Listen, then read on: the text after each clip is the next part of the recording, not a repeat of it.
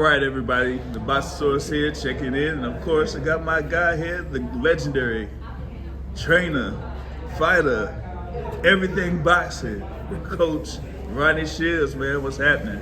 Oh man, New York City there. Yeah, New York City, the next stop.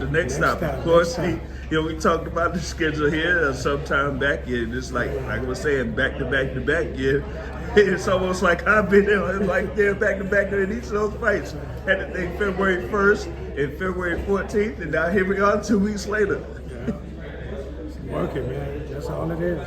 Yeah, now this time around you got Yoenis Tellez here, of course, fighting for the Interim WBA title there, 154 pounds against Julian J-Rock Williams, of course, former unified champion that defeated Jared Hurd to become the unified champion there. So you got new guard against old guard sometimes, as they say there. So what are you looking at here with Yoenis Tellez in his upcoming bout here against J-Rock Williams?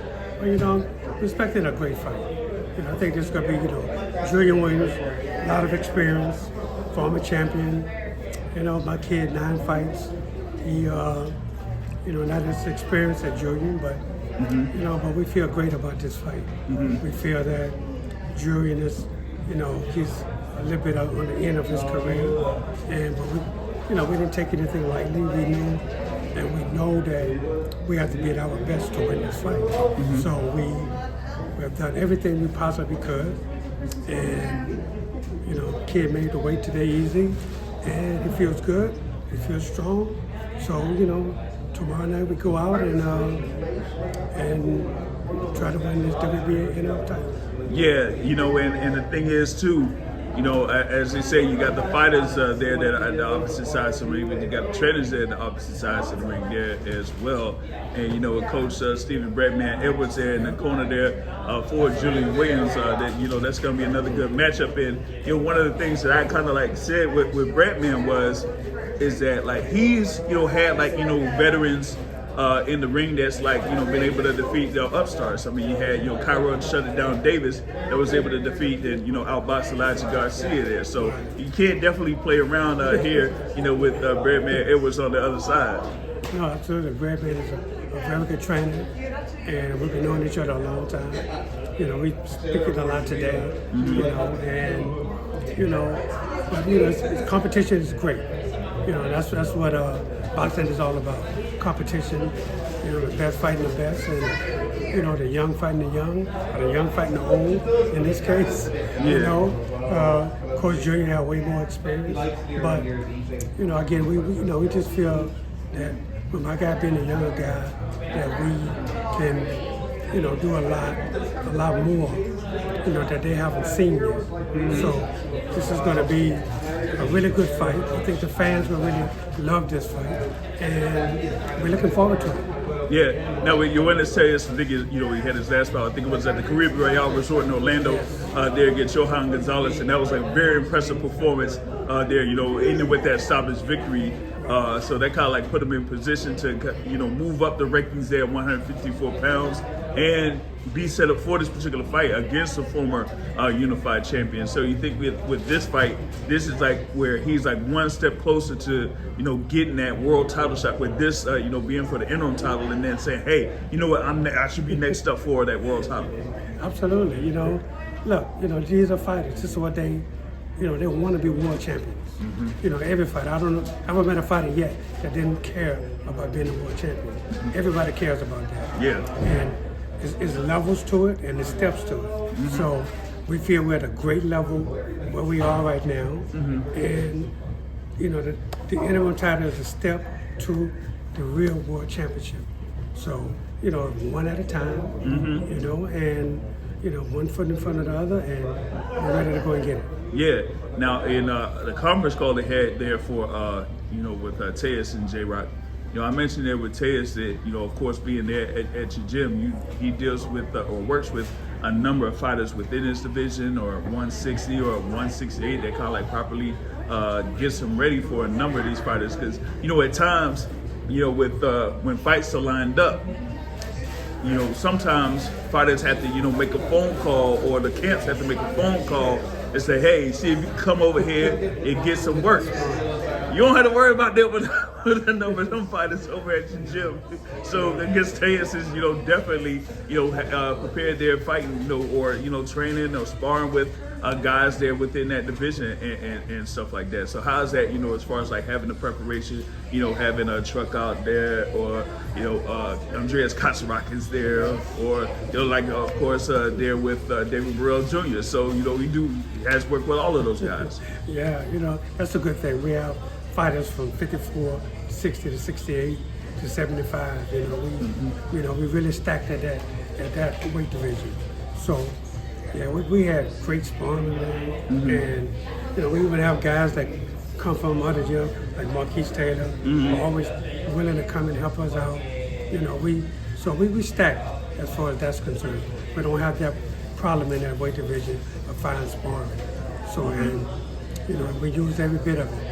And we feel great right now. The kids feel strong, and got a great game plan. And we just got to execute and win this interim title. Yeah, exactly. Execute, get things done in order to win that interim WBA title. That's the thing there with the first fight on the pay-per-view portion of this card here for March 1st. So definitely have to get ready for that. And I was saying there with Tellez being like right there in that position to potentially fight for one of those world titles. 154-pound division, they have like a whole lot of talent, a number of different fighters out there. Bakim Zalia, you got of course Sebastian Fundora there, unified champion. You got right for now Terrence Crawford as a world champion out there, and you had like stuff in the past there. Virgil Ortiz Jr. just had a solid performance there on February 22nd. So you try to get Yoenis Tellez there in the mix here, with the win on Saturday night. Well, absolutely, that'll definitely put him in position. And being in position is the key to, fighting for a world championship.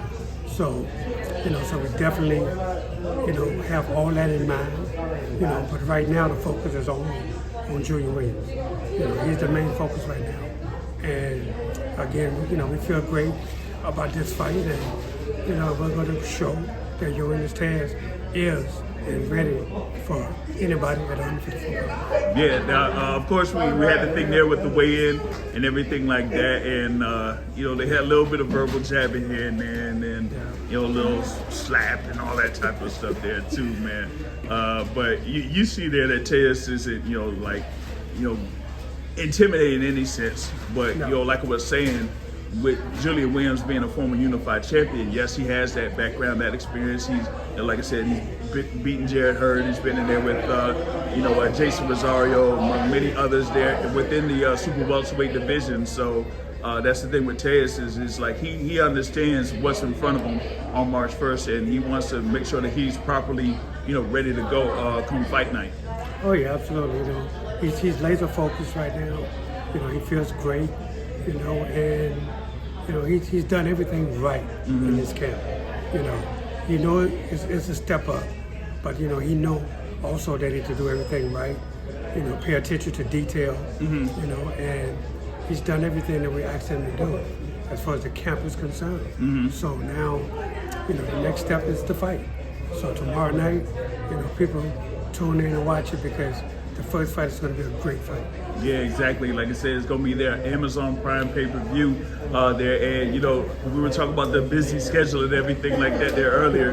And, now it looks like, you'll have your full team there. I know you have, of course, your head assistant there. Travia is going to be there in the corner for tomorrow night as well. And, like I was saying, with you having these events back-to-back, I don't know, maybe there might be one instance where, hey, maybe I might not make it, but I know that I have, great assistant there, that'll be able to take care of business if I'm not able to make it in any form.